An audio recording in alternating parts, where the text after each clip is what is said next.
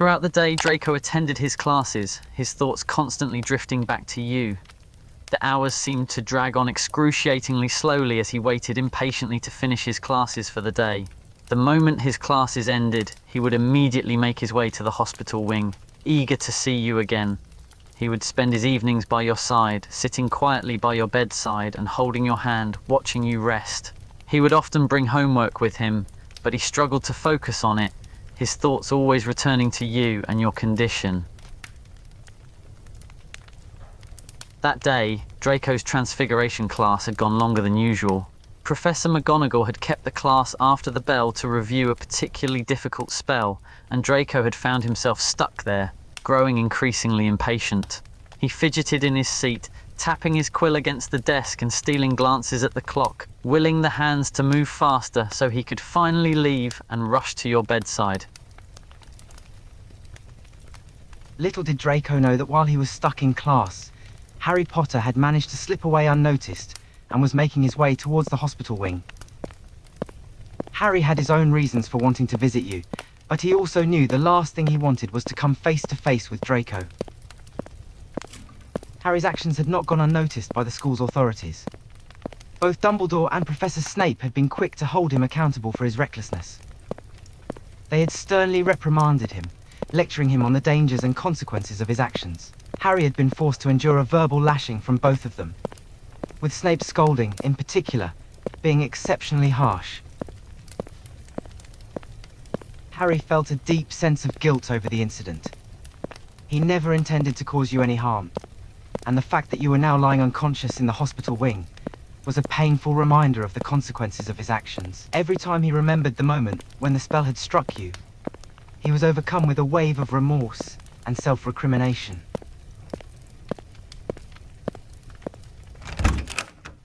As Harry entered the hospital wing, he took in the familiar surroundings, the quiet and the muted light adding to the somber atmosphere.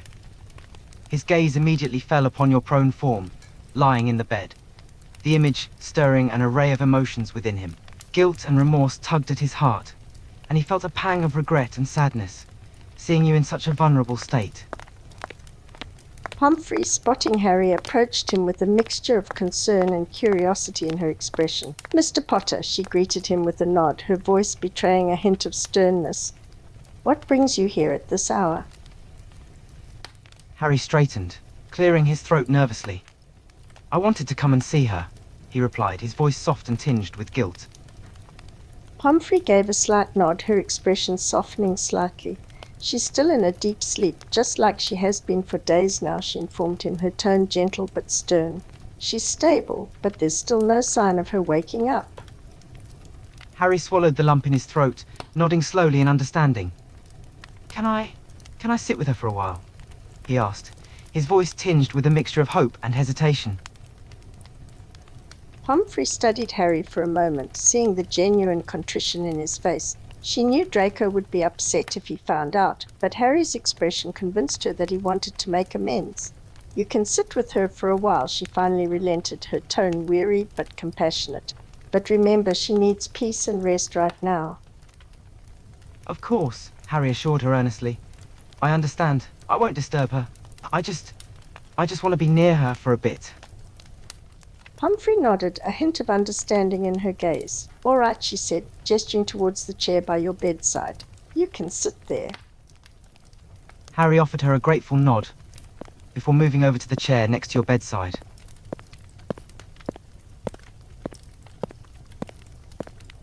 He gingerly took a seat, his gaze flickering over your still form on the bed.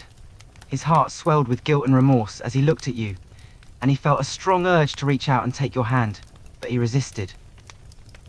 He was acutely aware of the fragile state you were in, and he didn't want to risk causing any disturbance or discomfort. Harry leaned in slightly, his voice dropping to a soft whisper. "I'm so sorry," he murmured, his voice filled with sincerity. "I never meant to hurt you. It was an accident, a stupid, careless mistake."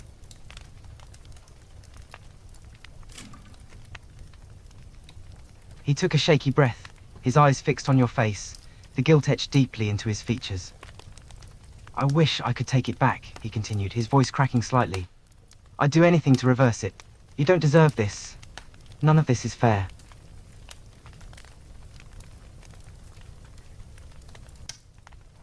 He reached out, his hand hovering just above yours, as if wanting to touch you, to somehow convey his apologies through physical contact. But he stopped himself, his hand dropping back into his lap. I hope you don't hate me, he murmured, his voice laced with a mixture of hope and despair. I never wanted any of this to happen.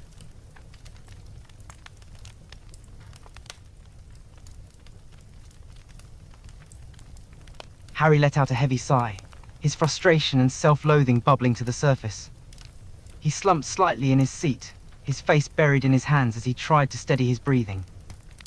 The guilt and regret weighed heavily on his shoulders, and he felt a deep sense of helplessness. He longed to turn back the clock, to somehow undo the mistakes that had led to this moment, but he knew that was impossible. Damn it, he muttered under his breath. Why did I have to be so stupid?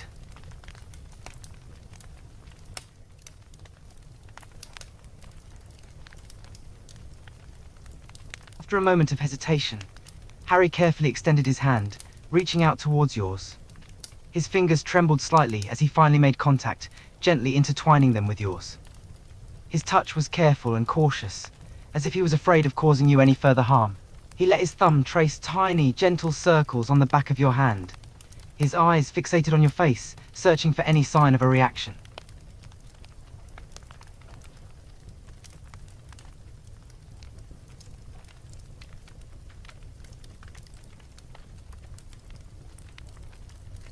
Harry stayed seated by your bedside, his hand holding yours as he absorbed the silence that enveloped the room. He simply sat there, his gaze flickering between you and your intertwined hands. He observed your peaceful expression, a stark contrast to his own troubled thoughts. The weight of his guilt and remorse pressed heavily upon him, and he silently wished for a miracle, for you to wake up and forgive him.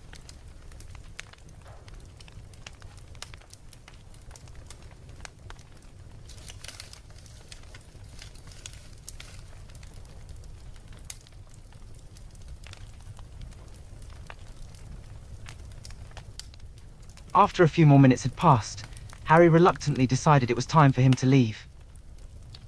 Reluctantly, he pulled his hand gently from yours, his fingers lingering on your skin for a moment before letting go completely.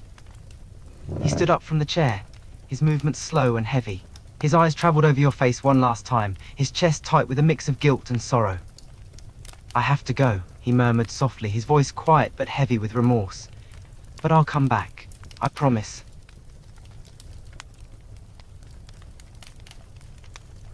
Without another word, he turned away, his shoulders slumped, and slowly headed towards the door of the hospital wing.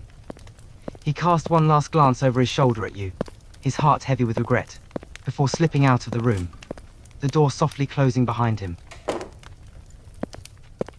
Harry froze in his tracks, his heart skipping a beat as he spotted Draco just outside the hospital wing doors. He tensed instantly, his body going rigid as their eyes met. The air between them felt suddenly heavy, charged with a mixture of guilt, regret, and unspoken tension. The last thing Harry wanted was to confront Draco right now, especially given the circumstances.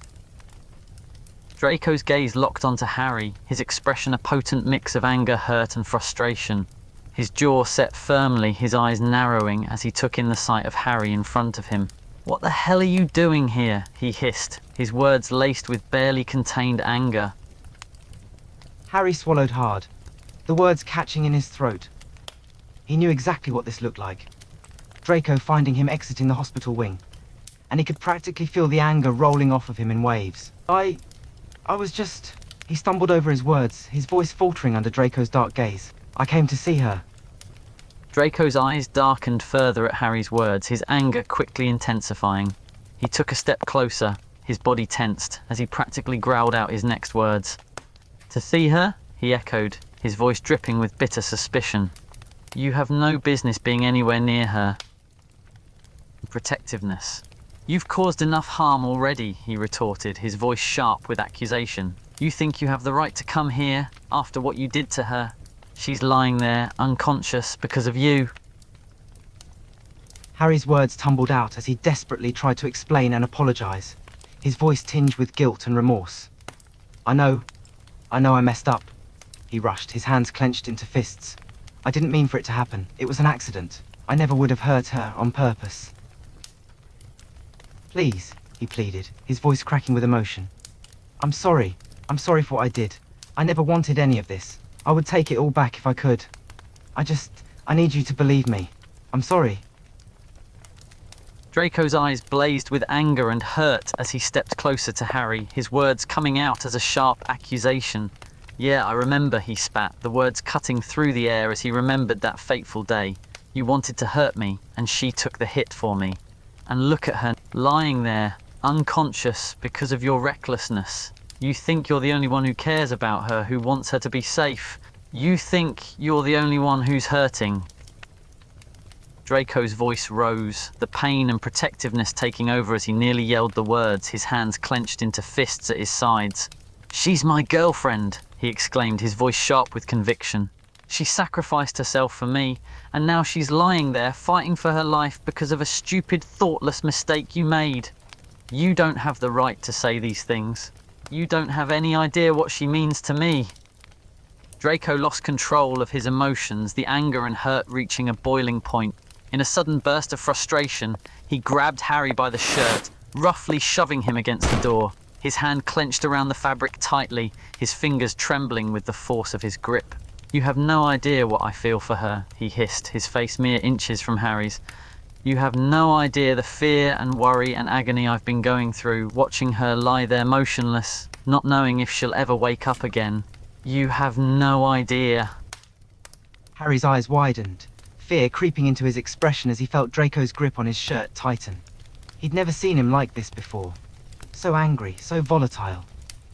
There was something almost unhinged in his gaze, and Harry found himself feeling genuinely frightened by this side of Draco. He tried to keep his voice steady as he spoke, his words coming out in a shaky whisper. "Draco, please. I'm sorry for what I did." The sound of the door opening caused both Draco and Harry to freeze, their attention suddenly shifting to Pomfrey as she stepped through the door. She took in the scene before her, Draco with his hand clenched in Harry's shirt, the tension thick in the air between them, and her expression hardened. "What's going on here?" she demanded firmly, her eyes flickering between the two boys. Draco's grip on Harry's shirt loosened momentarily as he addressed Pomfrey, his voice strained and tense. "We're just having a talk," he forced out, his tone not entirely convincing. He didn't release his hold on Harry just yet, his eyes flickering with warning. Pomfrey sighed, her expression stern but weary. She looked between the two boys, her tone firm yet tinged with exhaustion. "Not here," she said firmly. "Take your talk elsewhere. You're causing a disturbance, and frankly, you're upsetting my patients." Unaware of the conversation and tension unfolding just outside your room, you shifted slightly on your bed, a soft groan escaping your lips as you twisted slightly on the sheets. The sound caught Draco's attention instantly, and he froze, his eyes immediately fixing on your form as he noticed the movement. Draco's heart clenched, his breath catching in his chest as he saw your body twitch slightly, your eyelids fluttering as you started to show signs of slowly waking up. It was a sight he had been waiting for, desperately hoping for, and now here you were, showing the first signs of regaining consciousness. Draco let go of Harry, his attention fully focused on you as he quickly made his way to your bedside. All thoughts of his altercation with Harry vanished from his mind as he knelt beside your bed, his eyes fixed intently on your face, watching for any further signs of wakefulness. Draco's eyes widened as he saw you slowly open your eyes, a wave of intense relief washing over him. He couldn't believe it. You were waking up. After all this time, you were awake. You're awake, he whispered, his voice catching in his throat as he reached out, gently grasping your hand in his touch trembling with hope. Madame Pomfrey and Harry both rushed over as soon as they noticed your eyes open. Pomfrey immediately started checking your vital signs, her hand taking your pulse while her eyes searched your face and your condition. "Can you hear me?" she asked gently, her voice full of cautious optimism. "Can you speak?"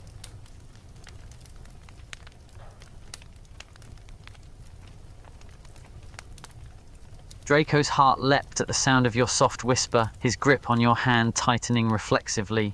Your voice was weak but audible, and he couldn't help the small, hopeful smile that tugged at the corners of his mouth.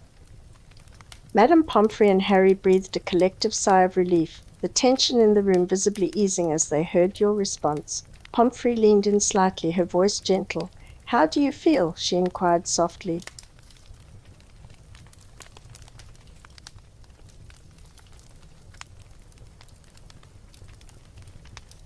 Draco's heart skipped a beat as he heard your words, and a wave of overwhelming relief washed over him.